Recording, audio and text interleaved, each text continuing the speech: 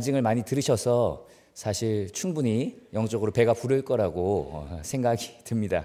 네, 그럼에도 불구하고 아멘, 네, 크게 하셨는데 제가 내려갈까요? 어떻게? 네, 네. 바울 서신이라고 저희가 보통 부르죠. 하나님께서 바울을 통해 기록하게 하신 신약 성경은 총 혹시 몇 권인지 아십니까? 네, 최소 13권입니다. 13권. 신약 성경 27권 중에서 무려 13권이나 기록하는 그런 영예를 얻게 되었죠. 구약에서 가장 큰 인물로 모세를 꼽는다면 신약에서 하나님께서 가장 크게 사용하신 인물, 주님 다시 오실 때까지 이만큼 크게 사용될 인물은 없을 거라고 하는 인물이 바로 사도 바울입니다. 이 바울이 정말 교회를 사랑하고 성경을 사랑하고 하나님을 사랑하는 마음으로 열심히 사역을 했는데요. 이 바울이 때로는 감옥에 갇힐 때도 있었습니다. 그래서 우리가 보통 소위 옥중서신이라고 하죠. 감옥에 갇힌 상태에서 쓴 서신이라고 하는데, 옥중서신이라고 하면 보통 몇 권이 떠오르시죠? 네, 보통 보통 4권. 네, 감사합니다. 네, 보통 4권을 떠올립니다. 에베소서, 빌립보서, 골로새서, 그리고 빌레몬서. 네, 맞습니다. 이 4권을 보통 떠올리는데요. 바울이 로마에 1차 투옥됐을 때 바로 감옥에서 쓴 서신이기 때문에 우리가 옥중서신이라고 부릅니다. 그런데 사실 사도 바울이 1차로 로마에 투옥됐을 때는 우리가 생각하는 그런 막 쇠고랑 차고 철창 안에 있는 그런 추운 감옥이 아니었어요. 가택연금이라고 해서 그냥 어떤 셋집 정도의 이제 좀 감시를 받는 정도, 그 안에서 나름대로 외부에서 온 사람도 자유롭게 만날 수 있고 좀 활동도 자유롭게 할 수 있는 그런 가택연금 상태였기 때문에 우리가 생각하는 진짜 옥중이라고 보기는 조금 어려운 면도 있습니다.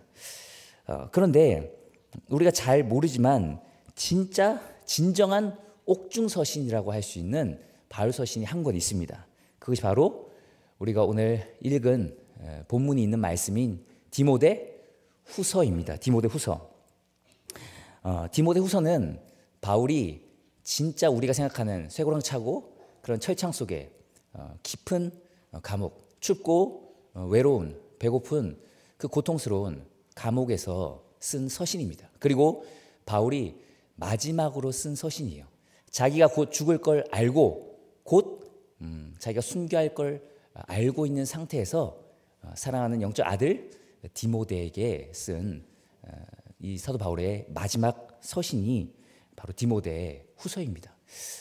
이 당시 굉장히 로마의 박해가 심했어요. 네로 황제라는 황제가 로마의 황제였고 로마에 큰 불이 났었는데 그것을 이제 뒤집어 씌울 그 원인을 뒤집어 씌울 희생양을 찾고 있다가 이제 그리스도인을 지목했죠. 그래서 그때부터 그리스도인들에게 로마의 엄청난 박해가 시작되었고 그 시기에 이제 사도 바울도 잡혀서 깊은 감옥에 갇히게 됩니다. 그렇게 쇠고랑 차고 철창 속에 깊이 갇혀서 춥고 또 외롭고 배고픈 상태에서 굉장히 괴롭고 고통스러운 상태에서 이제 마지막으로 사랑하는 아들과 같은 영적 아들 이 디모데를 향해서 이 디모데 후서를 쓰는데요. 바울이 자꾸 감옥에 갇히고 또 핍박받고 막 이렇게 좀 어떻게 보면 무기력해 보이는 것 같잖아요. 하나님께서 택한 사도라고 하는데 뭔가 막 놀랍게 그런 역사들을 일으키면서 물론 막 옥문을 열고 나온 그런 놀라운 기적도 있지만 자꾸 감옥에 갇히고 막 핍박받고 고통받고 그러니까 무기력하고 때로는 좀 연약해 보이지 않습니까? 그러니까 많은 사도 바울의 어쩌면 팬들, 사도 바울을 따르던 그런 사람들이 배신을 합니다. 그래서 디모데후서 1장 15절 이하를 보면 아시아에 있는 많은 사람들이 자신을 배신했다고 얘기합니다. 그 중에 부겔로와 호모게네라는 사람 이름도 구체적으로 돼요.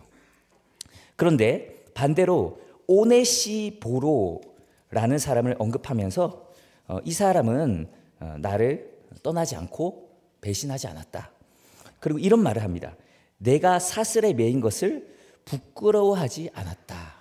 이 오네시보로는 내가 사슬에 매인 것을 부끄러워하지 않고 내가 감옥에 있을 때 나를 부지런히 찾아와 나를 만나주고 격려해주고 위로해줬다라고 말합니다.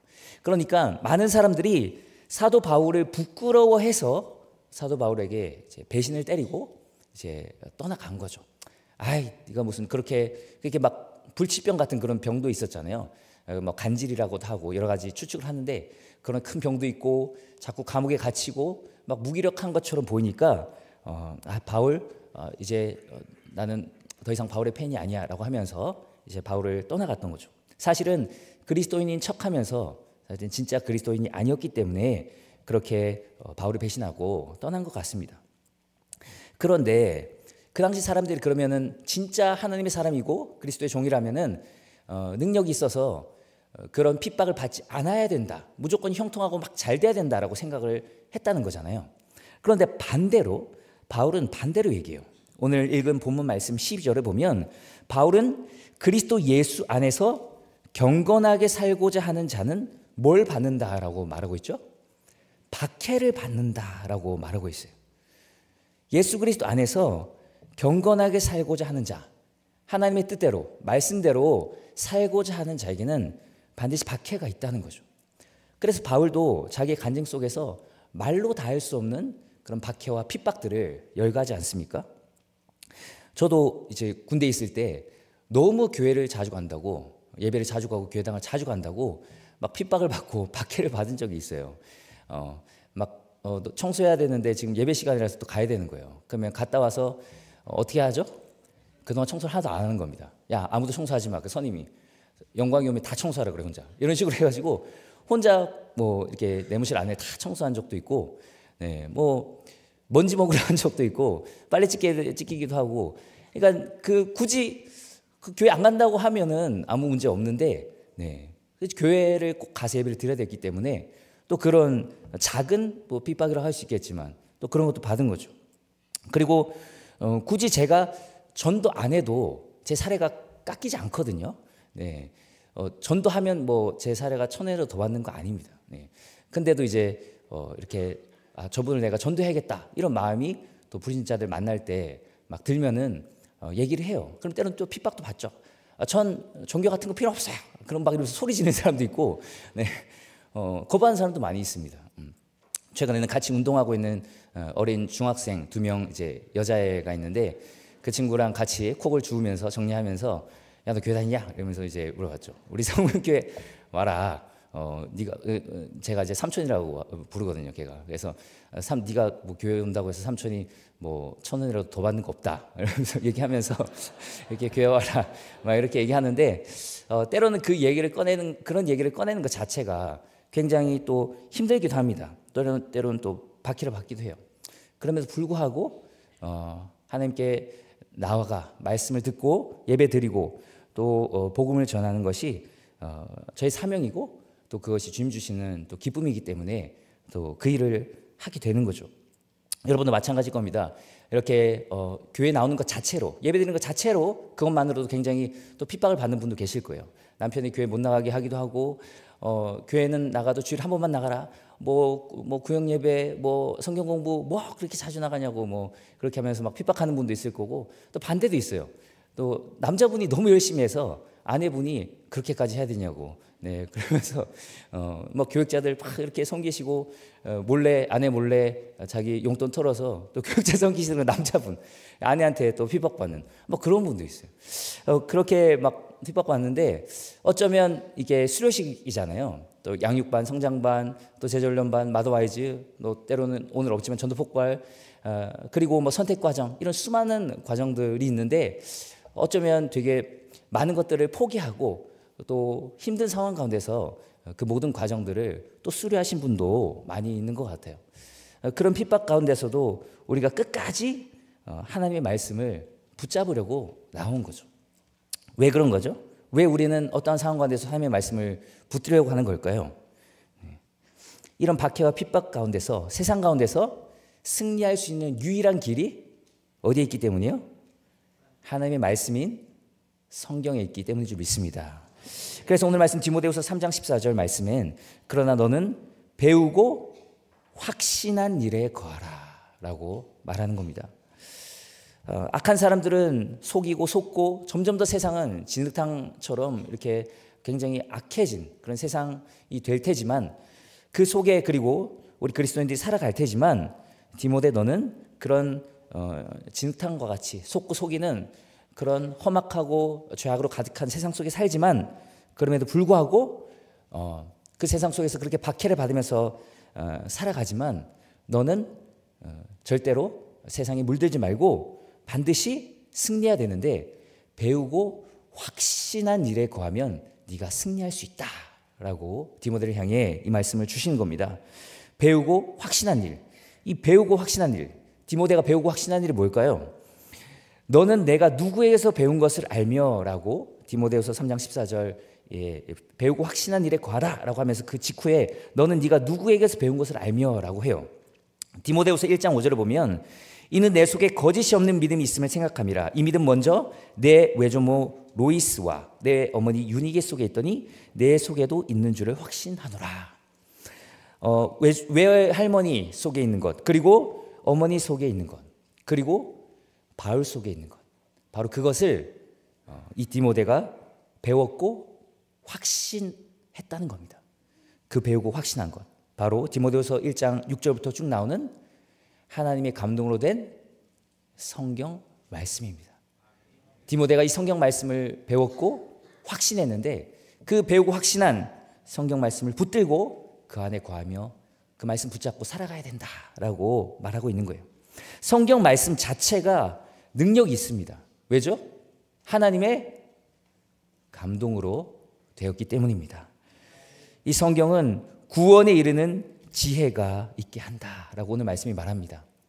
구원에 이르는 지혜가 있게 해요. 과거에 우리가 받은 구원도 하나님의 말씀을 통해서 받았을 뿐만 아니라 현재 우리가 이루고 있는 현재의 구원, 성화도 하나님의 말씀을 통해서 이루어갑니다. 그리고 마지막에 우리가 궁극적으로 받을 그 미래 받을 구원, 그 영화로움도 하나님의 말씀을 통해서 우리에게 주어집니다. 우리가 받는 모든 구원이 하나님의 말씀 때문에 그 말씀을 통해서 받는다는 거죠.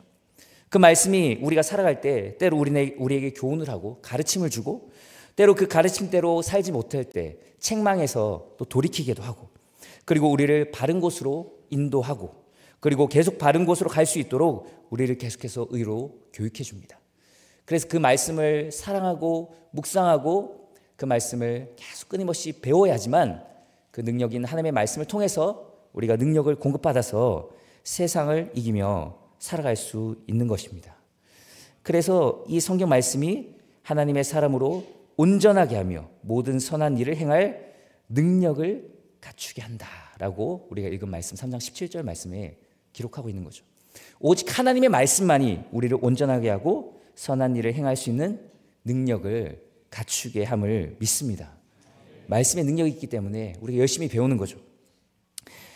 심지어 사도행전 20장 32절 말씀엔 이런 말씀이 있어요. 우리 함께 한번 읽어볼까요? 시작. 지금 내가 여러분을 주와 및 그 은혜 말씀에 부탁하노니 그 말씀이 여러분을 능히 든든히 세우사 거룩하게 하심을 입은 모든 자 가운데 기업이 있게 하시리라. 아멘. 지금 사도 바울이 에베소 그 장로님들, 그러니까 에베소의 영적 지도자들을 마지막으로 만나는 그 순간이에요. 근데 놀랍게도 이 에베소 지역에 디모데를 파송하잖아요. 이 바울이 디모데라는 걸출하고 탁월한 목회자가 있습니다. 이 목회자를 파송할 거기 때문에 여러분 걱정하지 마십시오. 에베소 교회를 이 목회자에게 부탁할 겁니다. 여러분 안심하십시오. 이렇게 말하지 않습니다. 디모데라는 언급을 전혀 하지 않고 뭐라고 해요? 지금 내가 여러분을 주와 및 그 은혜의 말씀에 부탁하노니. 주님께 부탁한다라는 건 이해가 되죠. 근데 말씀에 부탁한다라는 말이 잘 와닿지 않지 않습니까? 네. 그런데 말씀에 부탁한다고 합니다. 교회를 말씀에 부탁한다는 거죠. 말씀에게 맡기겠다는 겁니다. 그러면 그 말씀을 통해 그 교회가 든든히 서가게 될 줄 믿습니다. 네. 한 교회가 든든히 하나님의 말씀으로 서가는 것, 사람이 아니라 하나님의 말씀의 능력 때문에 그렇게 세워지는 줄 믿습니다. 말씀의 능력이 있기 때문에 말씀에게 우리를 맡기면 말씀이 우리를 든든하게 세워주고 우리에게 능력을 주고 모든 일을 감당할 수 있는 힘을 줄 줄 믿습니다. 그리하여 우리 모두가 하나님의 말씀인 성경에 우리 자신을 맡기는 은혜가 있기를 소망합니다. 우리 성문교회가 하나님의 말씀에 맡겨지는 교회가 되기를 축복합니다. 그래서 사람이 아니라 말씀이 이끄는 교회, 그리고 앞으로도 말씀을 통해서 아름답고 놀랍게 성장하는 교회가 되기를 축복합니다. 그래서 지금 양육과정 이제 수료하셨지만 끝이라고 생각하지 마시고 주님 부르실 때까지 나는 말씀에게 나를 맡기겠다. 그래서 어떻게든지 말씀의 자리에 빠지지 말고 나오고 말씀 듣고 예배드리고 훈련받고 또 배우는 우리 모두가 되어서 늘 세상 가운데서 승리하며 하나님께 영광 돌리는 그리스도의 군사가 다 되기를 축복합니다. 기도하겠습니다. 사랑과 은혜가 많으신 하나님